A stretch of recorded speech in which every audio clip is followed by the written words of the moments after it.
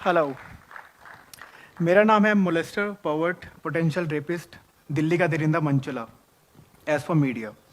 वैसे मेरा real name है सरबजीत सिंह बेदी। मैं 30 साल का हूँ, दिल्ली में रहता हूँ और एक मिडिल क्लास फैमिली से बिलोंग करता हूँ। 4 साल पहले एक लड़की ने मेरी फ़ोटो क्लिक करी और social media like Facebook Twitter पे पोस्ट कर दी और उस फोटो के साथ लिख दिया इतना कुछ कि मैंने उसको छेड़ा, उसे मारने की धमकी दी, उस पर गंदे कमेंट्स पास किए। दरअसल 4 साल पहले की बात है। मैं अपनी बाइक पर था और ट्रैफिक सिग्नल रेड। एक लड़की ने मुझे रोका। मैंने उनको आराम से इज्जत से बोला कि मैम आप अपना चले जाओ, मुझे इधर जाना है। इसी बात पे उन्होंने मेरी फ़ोटो क्लिक करी और बोला कि अब देख, जब तेरे घर पुलिस आएगी तब तुझे पता चलेगा। ये चीज़ देख के जब हमारी कॉन्वर्सेशन छोटी सी हुई, उसके कुछ फ्रेंड्स हमारी तरफ आए। तो उन्होंने, जब उनको मैंने देखा आते हुए, तो मैंने उनको बोला कि ये क्या बदतमीज़ी है, लड़की ने फ़ोटो क्यों कैप्चर करी। उन्होंने मुझे विश्वास दिलाया कि तुम यहाँ से चले जाओ, तुम्हारी फ़ोटो हम रिमूव करवा देंगे। वो बातों पे ट्रस्ट करके मैं वहाँ से चला गया। रात को घर आया, मैंने मम्मा को सारी बात एक्सप्लेन करी कि मम्मी आज मार्केट में जाते हुए ऐसी ऐसी बात मेरे साथ हो गई। उसके बाद मम्मी परेशान हुए थोड़ा सा। मैंने सबको समझाया उनको। लेट नाइट हमने अपना डिनर फिनिश किया, बेड पे आ गए, मम्मा सोने चले गए। मम्मा के फ़ोन पे एक रिलेटिव का फ़ोन आया। उन्होंने बताया कि जब मैंने फ़ोन पिक किया, उनको मैंने सिर्फ सत श्री अकाल बोली, सत श्री अकाल। उन्होंने आगे से गुस्से में बोला, ओए तू बाहर लड़कियां छेड़ता है। मैंने कहा ऐसी कोई बात नहीं हुई, मैंने किसी को नहीं छेड़ा, जो भी आपको सुनाई दिया या आपने सुना है वो गलत है। फिर ये सुन के आवाज़, मम्मा उठ गए। मम्मा ने बोला फ़ोन मुझे दे, मैं बात करती हूँ। मम्मी ने उनको सब कुछ एक्सप्लेन किया तो उन्होंने आगे से मम्मी को भी गुस्से में ही बोला कि तू इसकी गलतियों पे पर्दे मत डाल। मतलब अपने सगे रिश्तेदार होके भी वो डाउट कर रहे थे मेरे ऊपर कि मेरा करेक्टर शायद ख़राब है। उसके बाद मैंने मम्मा को बोला, मैंने जिनका फ़ोन आया था उनको मैंने बोला कि आपको ये बात कहाँ से पता चली। तो उन्होंने बताया कि तेरी एक फ़ोटो है जिस पे तू बाइक पे बैठा, तूने रेड कैप वेयर की हुई है और वो वायरल हो रही है। उसके साथ इतना कुछ लिखा हुआ है कि तूने एक लड़की छेड़ी बाहर रोड पे। तो मैंने उनसे रिक्वेस्ट करी कि मुझे प्लीज़ लिंक प्रोवाइड करो, मैं भी एक बार देखना चाहता हूँ कि पोस्ट में है क्या। जब उन्होंने लिंक प्रोवाइड किया तो मैं अपने बेड पे बैठा रह गया। वो पोस्ट सेम नाइट 30-35 हज़ार शेयर हो चुकी थी। और जब मैंने पोस्ट खोल के देखी तो उस पोस्ट में इतनी लोगों ने अब्यूज़ करा हुआ था, इतनी गालियाँ लिखी हुई थी। तो मैंने सोचा कि जब वो लड़की झूठ इतना फैला रही है तो मैं ऐसा क्या करूं कि मेरी इमेज थोड़ी साफ हो जाए। मैंने उस कमेंट्स के नीचे रिप्लाईज करना शुरू कर दिया। रिप्लाईज तो मैंने कर दिया, मैं थोड़ा खुशी भी हो रहा था कि चलो लोगों को मैं अपनी बात बता रहा हूँ, बट वो मेरी गलती थी। लोगों ने मुझे मैसेंजर पे वॉइस नोट भेजने शुरू कर दिए जिसमें क्लियर उन्होंने अब्यूज़ करा। उन्होंने बोला कि तुम बाहर कर रहे हो, सड़कों पे कर रहे हो, अपने घर से शुरुआत करो। ये लोगों की थिंकिंग थी। मैं काफ़ी अपसेट हुआ। मैंने मम्मा को बोला 12:30 बजे के अराउंड रात को कि अभी पुलिस स्टेशन चलते हैं, लड़की के अगेंस्ट कंप्लेन करके आते हैं। और मैंने कहा लेट हो गया काफ़ी, तो सुबह चलेंगे। मैं कहा ठीक है। अगली मॉर्निंग हुई, मैं मम्मा पापा हम तीनों थाने की तरफ गए। थाने के बाहर पहुँचे, बाहर ही खड़े थे, अंदर नहीं गए। काफ़ी भीड़ थी वहाँ पे, मीडिया थी, काफ़ी लोग थे। तो पापा ने बोला तुम लोग बाहर रुको, मैं देख के आता हूँ अंदर ये मीडिया किसके लिए आई है, अंदर क्या हो रहा है। पापा गए और जब बाहर वापस आए, मेरा निकनेम हनी है, तो पापा ने बोला मीडिया हनी तेरे लिए आई है, तेरी सर्चिंग हो रही है, तेरे अगेंस्ट अरेस्ट वारंट इशू हो चुका है। तो थोड़ा सी घबराहट हुई।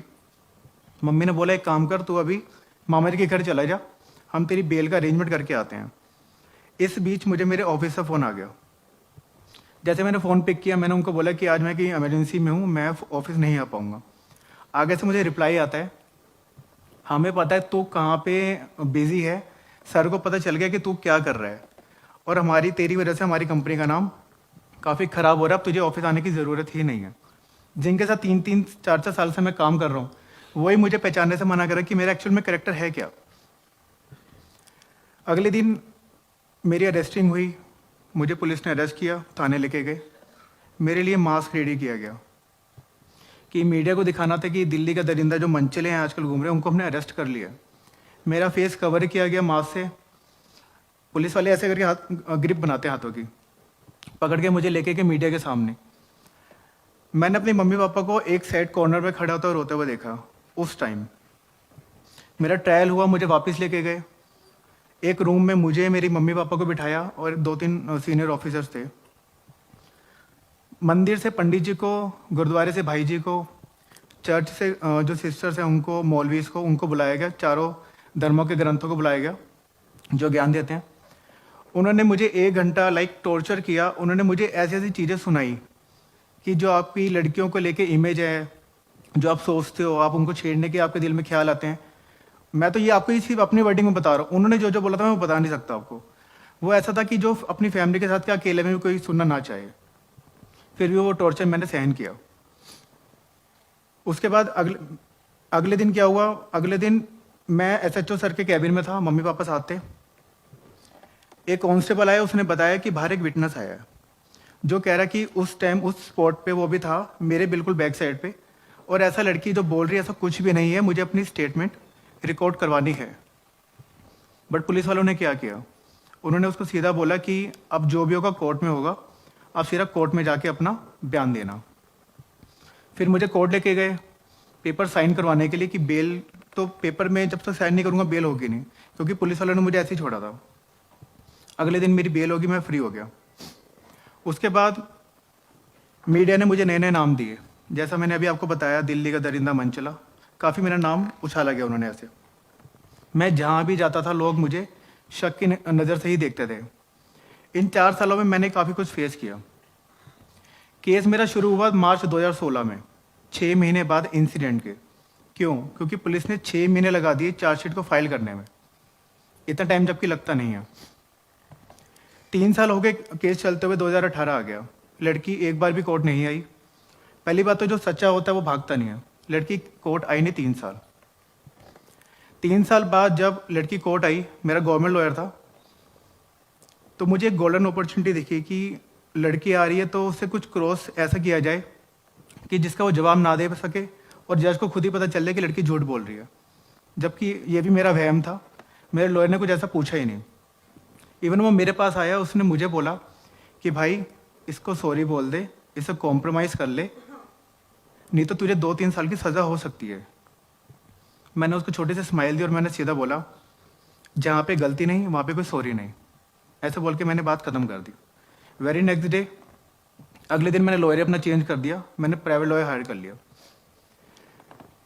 28 सितंबर 2019, 28 सितंबर 2019 को मुझे वो मौका मिला जिसका मैं वेट कर रहा था, मेरी स्टेटमेंट हुई। जज के सामने मैंने जो जो सच था मैंने सब कुछ बता दिया, कुछ भी नहीं छुपाया। स्टार्ट टू एंड सब कुछ मैंने बता दिया। स्टेटमेंट रिकॉर्ड होने के बाद जब हम जज के सामने गए, मैं और मेरा लॉयर, तो मैम ने पूछा कि आपके पास कोई विटनेसेस हैं? तो मेरे लॉयर ने बोला हाँ, हमारे पास 7 से 8 विटनेस हैं, उसकी लिस्ट हम अगली डेट में सबमिट कर देंगे। तो मैम ने एक स्माइल दी और सीधा बोला, इसकी कोई नीड नहीं है, हम इसको फ्री कर रहे हैं। पहले हैरानी हुई, कुछ समझ ही नहीं आया कि मैम ने क्या बोला। उसके बाद लॉयर ने रिकन्फर्म किया, तो मैम ने बोला हाँ, हम इसको फ्री कर रहे हैं। मैं वैसे काफ़ी स्ट्रॉन्ग हूँ, मुझे रोना नहीं आता, बट रिहाई का सुन के आफ्टर 4 ईयर्स कोर्ट में मेरे आंसू निकल गए। मैं थोड़ा इमोशनल हो गया। सबसे पहले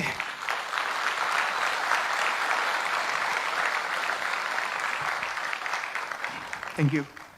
सबसे पहले मैंने मम्मी को फ़ोन किया कि मम्मी मैं फ्री हो गया, मुझे दोबारा कोर्ट की शक्ल नहीं देखनी पड़ेगी। इन 4 सालों में मैंने काफ़ी कुछ खोया। जहाँ भी जाता था लोग सिर्फ यही बोलते थे कि ये वही लड़का है जिसने लड़की छेड़ी है, तिलक नगर वाला लड़का। कोई ये नहीं कहता था कि ये वो लड़का है जिसके ऊपर लड़की ने फेक केस किया है। ऐसा कोई नहीं कहता था। मीडिया, क्या मीडिया जो आपको दिखाती है वो सच होता है? नहीं। क्या मीडिया जो आपको वायरल, जो चीज़ें वायरल होती हैं, वीडियोज़ या कुछ भी होता है, उसको सच मान लेना चाहिए? ऐसा कुछ नहीं है। ये सब गलत फहमी है, हमारा दिमाग का वहम है। मेरा निकनेम है हनी। मीडिया वहाँ पे दिखाती है सनी। जो मीडिया सच्चा नाम नहीं दिखा सकती वो आपको सच्चाई क्या दिखाएगी? राइट?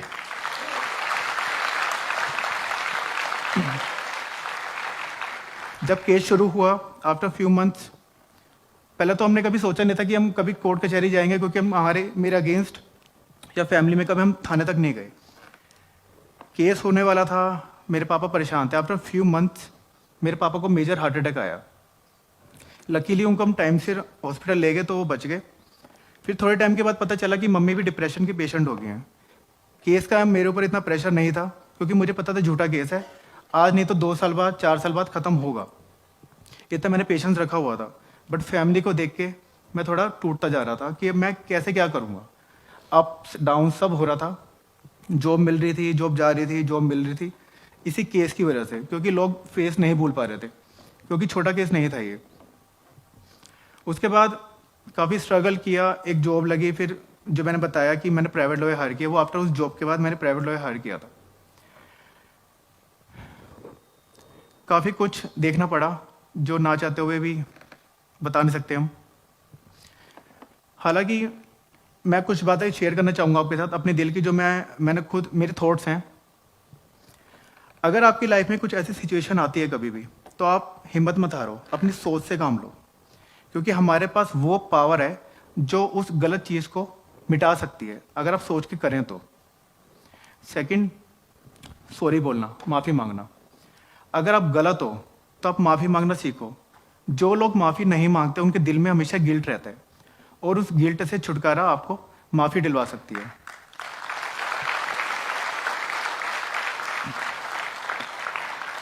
एंड थर्ड लास्ट, जो मेरे से काफ़ी जुड़ा हुआ है, मजबूत होने का मज़ा तभी है जब सारी दुनिया आपको कमज़ोर करने में तुली हो।